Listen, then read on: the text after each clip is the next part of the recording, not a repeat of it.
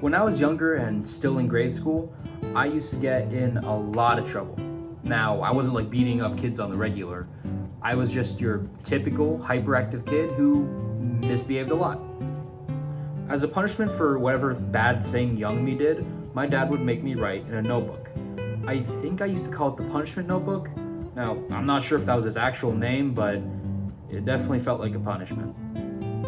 Sometimes I'd be forced to write out a phrase like, "I promise not to throw rocks at my classmates," but most of the time it was just the alphabet or numbers up to 100. I used to hate writing that notebook.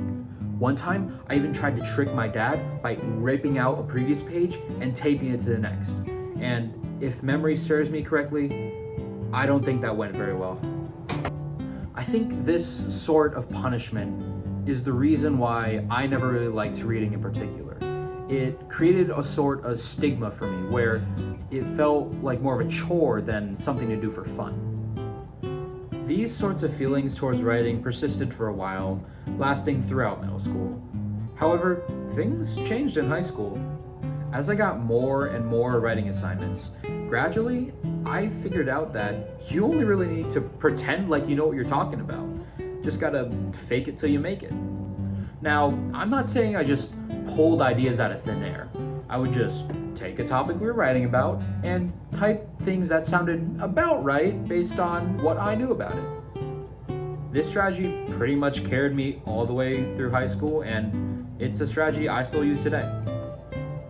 This particular literacy event of mine is a prime example of a sponsor of literacy. The sponsor being my dad.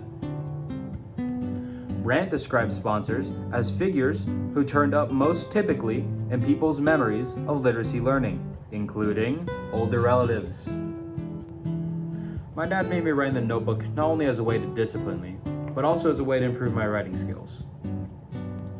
Writing the alphabet over and over, although it was really annoying to younger me, definitely improved my handwriting.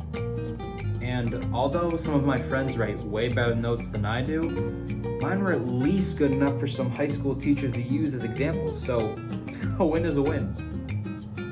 So, as much as younger me would hate to admit it, the dreaded punishment notebook was undoubtedly key in developing my writing identity through improving my handwriting.